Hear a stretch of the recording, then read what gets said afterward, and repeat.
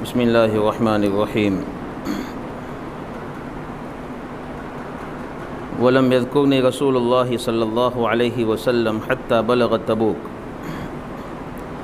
فقال وهو جالس في القوم بالتبوك ما فعل كعب بن مالك قال رجل من بني سلمة يا رسول الله حبسه برداه والنظر في عطفيه فقال له معاذ بن جبل رضي الله عنه بئس ما قلت والله يا رسول الله ما علمنا عليه إلا خيرا فسكت رسول الله صلى الله عليه وسلم بينما هو على ذلك رأى رجلا مبيضا يزول به السراب فقال رسول الله صلى الله عليه وسلم كن أبا خيثمة فإذا هو أبو خيثمة الأنصاري رضي الله عنه وهو الذي تصدق بصاع التمر حين لمزه المنافقون.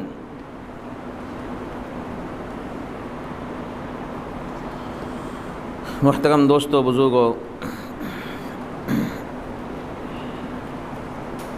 حضرت کعب رضی اللہ تعالی عنہ نے یہ بات ارشاد فرمائی تھی کہ مدینہ منورہ میں جہاں کہیں میں دیکھتا تھا تو دو قسم کے لوگ نظر آتے تھے. ایک تو وہ جن کا نفاق مشہور تھا، جو منافق تھے. دوسرے نمبر پر وہ لوگ کہ جن کو کوئی عذر تھا. بہرحال نبی کریم صلی اللہ علیہ وسلم کا قافلہ چلا گیا. اللہ کے رسول صلی اللہ علیہ وسلم نے اپنے اس سفر کے دوران کسی غیر حاضر صحابی کا تذکرہ نہیں فرمایا کہ کون صحابی ہمارے ساتھ نہیں آئے ہیں. جب غزوہ تبوک میں پہنچ چکے، جب تبوک مقام پر پہنچ چکے اور وہاں پر آپ بیٹھے ہوئے تھے، اس حال میں نبی کریم صلی اللہ علیہ وسلم نے حضرت کعب بن مالک رضی اللہ تعالی عنہ کا تذکرہ فرمایا. ظاہر بات ہے کہ اتنے سارے صحابہ میں نبی کریم صلی اللہ علیہ وسلم نے حضرت کعب بن مالک کے متعلق پوچھا کہ کعب بن مالک کا کیا ہوا، کیوں وہ دکھتے نہیں ہیں. اس سے اندازہ لگا سکتے ہیں کہ اللہ کے رسول صلی اللہ علیہ وسلم کی نگاہ میں حضرت کعب بن مالک رضی اللہ تعالی عنہ کا ایک مقام تھا، جس کی وجہ سے نبی صلی اللہ علیہ وسلم نے ان کے متعلق دریافت فرمایا. جب آپ نے یہ سوال فرمایا صحابہ سے کہ کعب بن مالک کیوں دکھ نہیں گئے، کیوں نہیں آئے، تو جو موجود لوگ تھے ان میں سے ایک قبیلہ بنو سلمہ کے مرد نے جواب دیا، اے اللہ کے رسول، ان کا لباس، ان کی صحت، ان کی تندرستی، ان کا خوشحال ہونا، ان چیزوں نے ان کو روک لیا ہے. کہنے کا مطلب یہ تھا کہ صحت اللہ نے دی ہے، تندرستی اللہ نے ان کو دی ہے، مال اللہ نے ان کو اس وقت دیا ہے، تو اچھی حالت ہے، لباس کے اعتبار سے، کپڑوں کے اعتبار سے اچھے ہیں، مال کے اعتبار سے اچھے ہیں، صحت کے اعتبار سے وہ اچھے ہیں، اس لیے وہ عجب میں اور کبر میں مبتلا ہے. حضرت کعب بن مالک کے بارے میں یہ تبصرہ اس ساتھی نے اللہ کے رسول کے سامنے فرمایا. حالانکہ کسی مسلمان کے بارے میں کوئی بری تہمت لگانا، اس کی برے الفاظ سے ذکر کرنا ایک بہت بڑا جرم ہے. اسی وجہ سے نبی کریم صلی اللہ علیہ وسلم ارشاد فرماتے ہیں، جو کسی مسلمان بھائی پر تہمت لگائے گا، اس کی طرف بری بات کو منسوب کرے گا، تہمت لگائے گا، تو کل قیامت کے دن جہنم کے اوپر اللہ نے جو پل بنایا ہے، جس کو ہم پل صراط کہتے ہیں، اس پر اس کو روک دیا جائے گا. یہ پل صراط ایک ایسا پل ہے کہ جس کے اوپر سے پار ہو جانے والا شخص جنتی ہے، اور جہاں رک جانے والا شخص عذاب میں مبتلا ہوگا، پھر اس کے گناہوں کی بقدر عذاب میں مبتلا ہو کر پھر وہ جنت میں جائے گا. تو جس آدمی نے کسی مسلمان کی طرف اس کو عیبدار کرنے کے لیے، اس کی عزت پر کیچڑ اچھالنے کے لیے اگر کوئی بری بات منسوب کی، اس کی غیبت کی، تو اس کا یہ انجام ہوگا. تو اس بنو سلمہ کے آدمی نے اللہ کے رسول صلی اللہ علیہ وسلم کے سامنے حضرت کعب بن مالک کے بارے میں یہ تبصرہ فرمایا کہ عجب اور کبر میں مبتلا ہے، اور عجب اور کبر تو بہت بڑا گناہ ہے جو حضرت کعب بن مالک کی طرف منسوب کیا گیا، معمولی گناہ نہیں ہے۔ ایک گناہ عجب ہے، ایک کبر کہتے ہیں تکبر کو، اور عجب کہتے ہیں اپنے آپ کو اچھا سمجھنا۔ اللہ نے جو نعمتیں دی ہے ان نعمتوں کا ناشکریہ کر کے اپنی ذات کو کامل اور اونچا سمجھنا، اس کو کہتے ہیں عجب۔ اور کامل اور اونچا سمجھنے کے ساتھ دوسروں کو حقیر سمجھنا، اس کو کہتے ہیں تکبر۔ دونوں بہت بڑے گناہ ہیں۔ یہی وجہ ہے ہمارے نبی محمد صلی اللہ علیہ وسلم نے ہر مسلمان کو ایسے کام سے روکا ہے جو کام عجب اور کبر پر دلالت کرتے ہوں، جس سے پتہ چلتا ہو کہ اس میں کبر ہے اور عجب ہے، ایسے ہر کام سے روکا ہے۔ دیکھو، ایک آدمی اگر کپڑے پہنتا ہے تو ہر قسم کے کپڑے پہن سکتا ہے، لیکن اس کے لیے کچھ شرطیں ہیں، وہ شرطوں میں اپنے آپ کو باندھنا ضروری ہے۔ اس میں ایک شرط یہ ہے کپڑوں کے متعلق کہ اس کا لباس، چاہے وہ شرٹ ہو، پینٹ ہو، کرتا ہو، پائجامہ ہو یا عربی جبہ ہی کیوں نہ ہو، کوئی بھی اس کے جسم پر جو بھی کپڑا لٹکا ہوا ہے وہ کپڑا اس کے ٹخنوں سے نیچے نہیں ہونا چاہیے، ٹخنوں سے اوپر ہونا چاہیے۔ یہ اسلام کا قاعدہ ہے۔ کیوں؟ اس لیے کہ ٹخنوں سے نیچے اپنے پائجامے کو لٹکانا یہ اس بات کی دلیل اور علامت ہے کہ یہ آدمی متکبر ہے، اس میں تکبر ہے، یہ آدمی عجب میں مبتلا ہے، خود پسندی میں مبتلا ہے۔ تو عجب اور کبر پر دلالت کرنے والا یہ کام تھا، اس لیے اسلام نے ہر مسلمان کو اس سے روکا ہے کہ وہ اپنے کسی بھی کپڑے کو ٹخنوں سے نیچے لٹکائے۔ ہم یہ سمجھتے ہیں عربی جبہ ہم نے پہنا ہے اس لیے وہ تو عربی جبہ ہے، بڑے بزرگوں کا جبہ ہے، اس لیے ٹخنوں سے نیچے گھسیٹ کر لٹکانا جائز ہے، ایسا نہیں ہے۔ یہ سر پہ باندھا کوئی رومال بھی ہو، اس کا کنارہ بھی اگر ٹخنوں سے نیچے لٹکتا ہے تو وہ بھی حرام ہے۔ کوئی بھی کپڑا ہو انسان کے جسم پر، وہ ٹخنوں سے نیچے لٹکتا ہے تو مردوں کے لیے بالکل حرام ہے۔ اللہ کے رسول صلی اللہ علیہ وسلم نے سختی سے منع فرمایا۔ اسی لیے بخاری شریف کی ایک روایت میں نبی کریم صلی اللہ علیہ وسلم نے ماقبل کی یعنی پہلے کی امتوں میں سے ایک آدمی کا تذکرہ فرمایا، اور تذکرہ فرماتے ہوئے فرمایا کہ ایک آدمی اچھا لباس پہن کر، سر کے بال پر کنگھا کر کے، وہ عجب اور کبر کے ساتھ، تکبر کے ساتھ چل رہا تھا، مٹک مٹک کر۔ اللہ رب العزت کو یہ ادا اس کی ناپسند آئی، زمین کو حکم فرمایا کہ زمین اس کو ڈھس لے، تو زمین میں اس کو ڈھسا دیا گیا، اور قیامت تک وہ اسی طرح زمین میں ڈھستا جائے گا۔ یہ واقعہ اللہ کے رسول نے اپنی زبان سے خود سنایا۔ یہ اس کو زمین میں ڈھسا دیا گیا لوگوں کے عبرت کے لیے، اس کا گناہ ایسا تھا، اتنا بڑا گناہ ہے عجب اور کبر۔ نبی کریم صلی اللہ علیہ وسلم کے صحابہ بھی ایسے سارے اعمال سے اپنے آپ کو بچاتے تھے جو کبر اور عجب پر دلالت کرے۔ حضرت قیس بن عباد رحمۃ اللہ علیہ فرماتے ہیں کہ صحابہ، اللہ کے رسول صلی اللہ علیہ وسلم کے صحابہ جب جنگ میں لڑنے جاتے تھے اور کافروں سے مقابلہ کرتے تھے، ایسے وقت میں اپنی زبان سے زور زور سے آوازیں نہیں نکالتے تھے۔ کانوا یکرہون الصوت عند القتال، لڑائی کے وقت زور زور سے آواز نہیں نکالتے تھے، چیختے نہیں تھے۔ آج کل جیسے ماحول بنا ہوا ہے کہ کرکٹ میں اگر کوئی جیتتا ہے تو چیختے ہیں، اور کسی کھیل میں کوئی جیتتا ہے تو چیختے ہیں، ہر اس طرح کی خوشی کے موقع کے وقت تالیاں بجا کر چیختے ہیں۔ یہ صحابہ کرام رضی اللہ عنہم اجمعین کی عادت شریفہ نہیں تھی، اس کو وہ ناپسند کرتے تھے۔ اس کی وجہ علماء نے یہی لکھی ہے، اس لیے کہ وہ عجب اور خود پسندی کو وہ ناپسند کرتے تھے، اور یہ چیخنا گویا اس بات کی علامت اور دلالت کرتا ہے اس بات پر کہ گویا میں اپنی ذات کو اونچی سمجھ رہا ہوں، میں کامیاب ہو گیا ہوں، میرے اندر کوئی ہنر ہے جس کی وجہ سے میں کامیاب ہوا ہوں۔ عجب پر دلالت کرنے والا یہ عمل تھا۔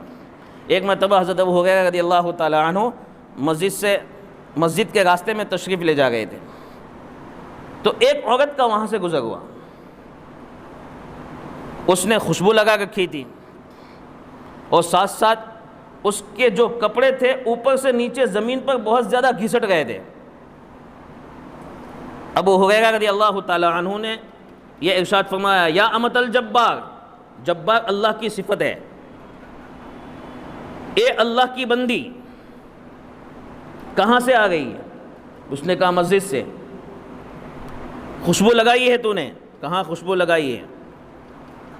اس وقت انہوں نے نبی کریم صلی اللہ علیہ وسلم کا فرمان سنایا، اور یہ فرمان سنایا، اس عورت کی نماز اللہ رب العزت قبول نہیں کرتے ہیں جو مسجد میں جانے کے لیے باقاعدہ خوشبو لگاتی ہے تاکہ وہ اچھی لگے۔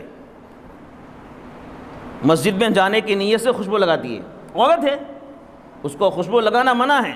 جیسے ہمارے یہاں کسی شادی میں شرکت کے لیے عورت جاتی ہے تو بند تھنکن جاتی ہے، زینت اختیار کر کے جاتی ہے، تو ایسے اس عورت نے خوشبو لگا رکھی تھی۔ اس پر حضرت ابو ہریرہ رضی اللہ تعالیٰ عنہ نے منع فرمایا، اس وجہ سے کہ ایسا کوئی عمل جس سے اس کی ذات اونچی لگے، اس سے ہمارے نبی محمد صلی اللہ علیہ وسلم نے منع فرمایا۔ الغرض، عجب اور کبر یہ بہت خطرناک گناہ ہیں۔ اس آدمی نے جو قبیلہ بنو سلیمہ کے تھے، اس نے حضرت کعب رضی اللہ تعالی عنہ پر یہ الزام لگایا، تہمت لگائی، تو اس وقت دوسرے صحابہ بھی وہاں بیٹھے ہوئے تھے۔ دوسرے صحابہ میں سے ایک صحابی ہے حضرت معاذ بن جبل رضی اللہ تعالی عنہ۔ معاذ بن جبل رضی اللہ تعالی عنہ نے ارشاد فرمایا، بئس ما قلت واللہ یا رسول اللہ ما علمنا علیہ الا خیرا، اے بنو سلیمہ کے آدمی، تم نے جو بات کہی بالکل بری بات ہے، ایسی بات نہیں ہے۔ حضرت کعب کے متعلق جیسی تم نے بات کہی وہ بات تمہاری صحیح نہیں ہے۔ اللہ کے رسول کی طرف متوجہ ہو کر پھر فرمایا حضرت معاذ بن جبل رضی اللہ تعالی عنہ نے، اللہ کے رسول، حضرت کعب میں تو ہم نے ہمیشہ بھلائی دیکھی ہے، وہ تو بھلے آدمی ہیں، ان میں برائی نہیں ہے۔ یہ ہے ایمان کی علامت، بہت بڑی بات ہے۔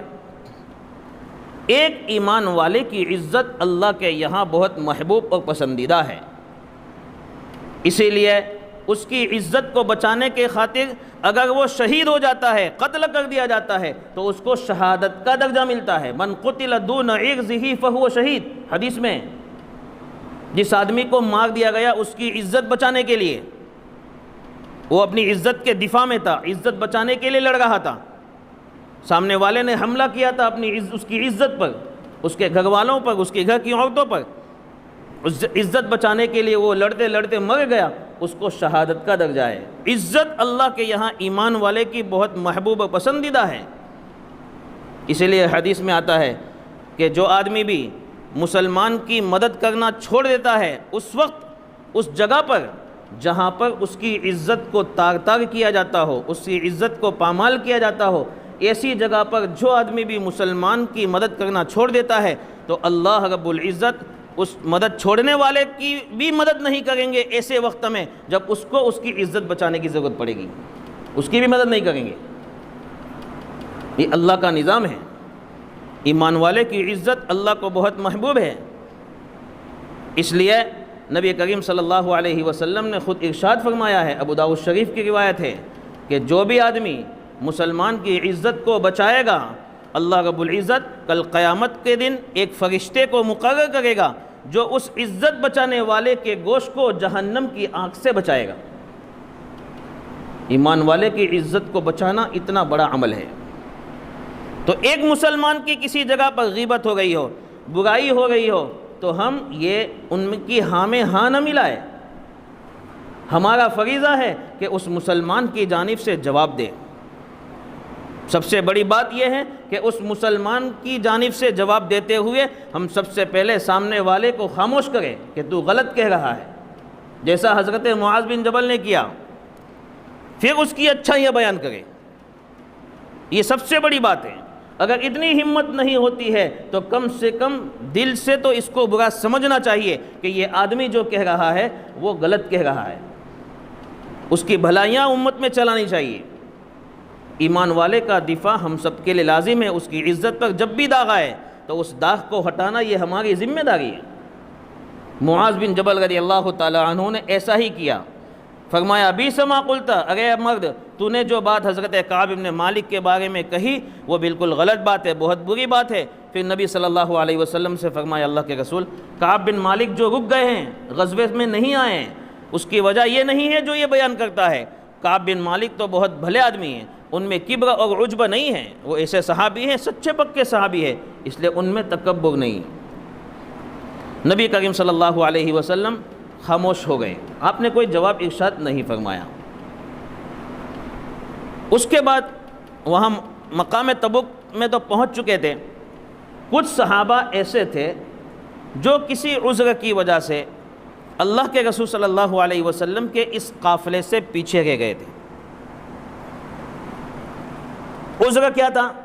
یا تو یہ عذر تھا کہ بہت سخت گرمی لگ رہی تھی، اس لیے سوچ رہے تھے کہ بعد میں ہم چلیں گے، جیسے حضرت ابو خیثمہ رضی اللہ تعالیٰ عنہ۔ ابو خیثمہ رضی اللہ تعالیٰ عنہ سچے پکے صحابی ہیں، غریب صحابہ میں سے ہیں، جن کے بارے میں قرآن کریم کی ایک آیت نازل ہوئی ہے الذین یلمزون المتطوعین من المؤمنین فی الصدقات۔ یہ قرآن کریم کی ایک مستقل آیت ہے جس میں یہ بات ہوئی تھی، واقعہ یہ پیش آیا تھا کہ جب نبی کریم صلی اللہ علیہ وسلم نے ایک موقع پر صحابہ کو حکم دیا کہ صدقہ کرو، صدقے کی ضرورت ہے، تو جن صحابہ کے پاس اچھا خاصا مال تھا جیسے عبد الرحمن بن عوف رضی اللہ تعالیٰ عنہ، ایسے صحابہ بہت زیادہ مال لے کر آئے۔ تو منافقین نے جب دیکھا کہ نبی کے حکم پر یہ لوگ قربان ہو گئے ہیں، تو جو زیادہ مال لے کر آئے تھے ان کو بھی تانا دینے لگے، دیکھو یہ دکھلاوے کے لیے لگا ہے، اس میں اخلاص نہیں ہے، یہ ریاکار انسان ہے۔ کچھ صحابہ ایسے تھے جب اللہ کے رسول نے یہ حکم دیا کہ صدقہ کرو تو بیچارے رات بھر اور دن بھر محنت کرتے تھے۔ بخاری شریف کی روایت ہے کننا نتحامل، ہم حمالی کرتے تھے، حمالی بوجھ اٹھانے کا کام، جیسے ہمارے یہاں ہاتھ لاگی والے جاتے ہیں، بوجھ اٹھا کر ہاتھ لاگی پر رکھتے ہیں، ایک جگہ سے دوسری جگہ منتقل کرتے ہیں، وہاں بوجھ اٹھا کر پھر دکان میں رکھتے ہیں، تو یہ سلسلہ ہاتھ لاگی کا، بوجھ اٹھانے کا صحابہ کرام نے رات دن محنت فرمائی اور اس میں سے اپنے گھر کا خرچہ بھی نکالا اور ساتھ ساتھ میں جو کچھ تھوڑا سا بچایا وہ اللہ کے رسول صلی اللہ علیہ وسلم کی خدمت میں حاضر ہو کر پیش فرمایا۔ ایسے غریب صحابہ میں سے حضرت ابو خیثمہ بھی تھے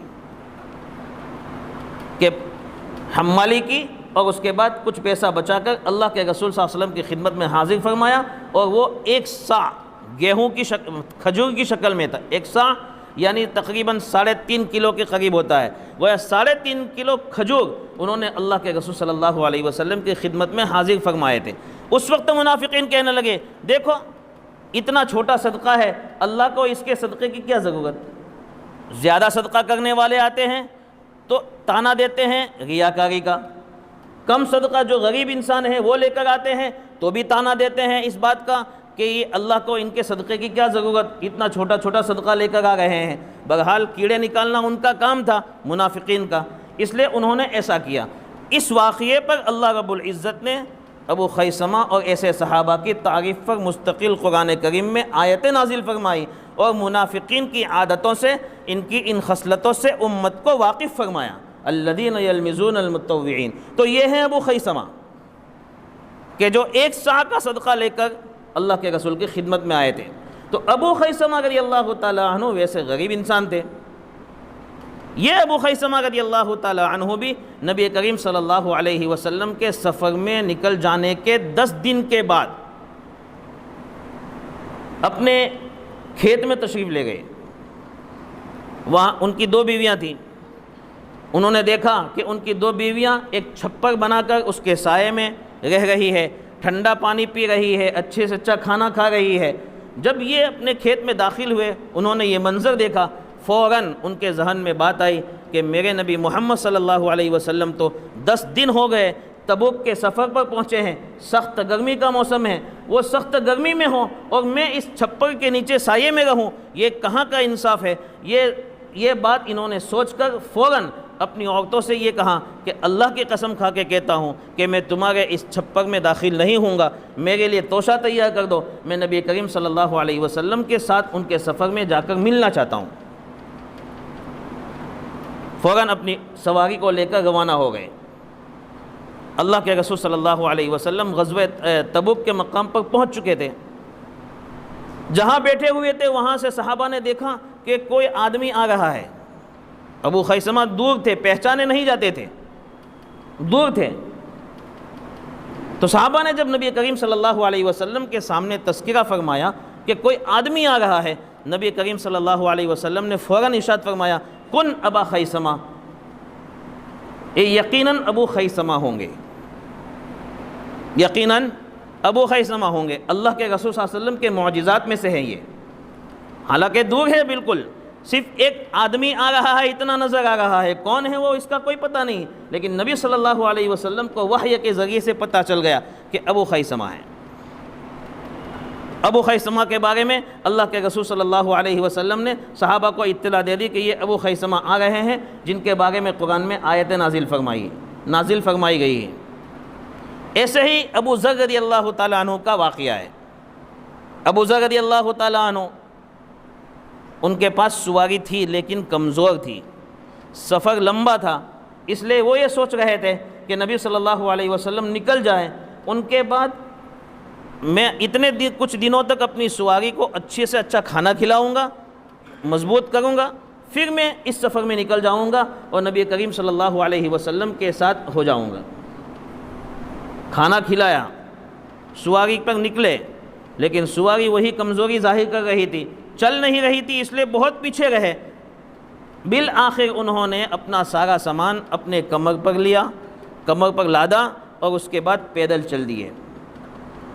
اللہ کے رسول تو پہلے تبوک پہنچ چکے تھے، انہوں نے دور سے دیکھا، صحابہ نے بھی دور سے دیکھا، اللہ کے رسول کوئی اکیلا ساتھی آ رہا ہے۔ نبی صلی اللہ علیہ وسلم نے اس وقت بھی فرمایا کن ابا ذر، یقیناً یہ ابو ذر ہوں گے، حالانکہ کوئی پہچانا نہیں، کسی نے پہچانا نہیں، لیکن نبی صلی اللہ علیہ وسلم نے بتلا دیا یہ ابو ذر۔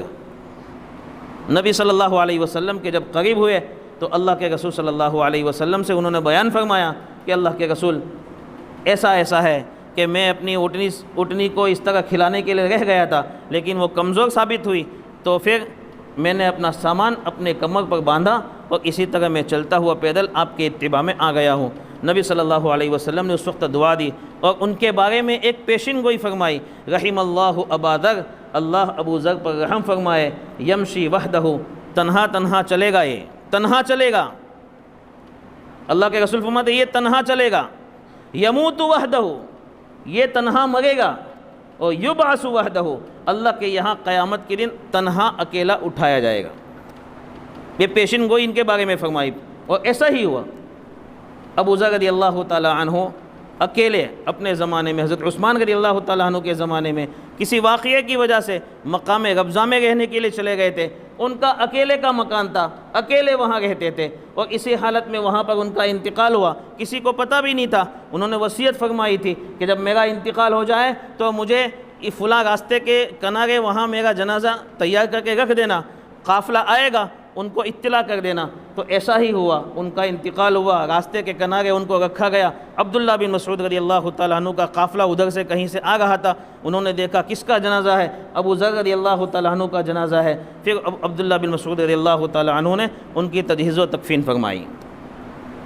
تو اس طرح کے کچھ صحابہ جو عذر کی وجہ سے رک گئے تھے، لیکن واپس ہمارے نبی محمد صلی اللہ علیہ وسلم کے ساتھ جا کر مل گئے تھے، اور وہاں جا کر اللہ کے رسول صلی اللہ علیہ وسلم کے ساتھ لڑائی میں شریک ہو گئے تھے۔ لیکن حضرت کعب رضی اللہ تعالیٰ عنہ اور کچھ صحابہ ہیں جو لڑائی میں شریک نہیں ہو سکے، ٹال مٹول کی بنیاد پر۔ کچھ صحابہ اور بھی ہیں جن کا تذکرہ انشاءاللہ آگے آئے گا، آئندہ سنیچر کو بیان کیا جائے گا۔ اللہ تعالیٰ ہم سب کو صحیح سمجھنے کی توفیق عطا فرمائے۔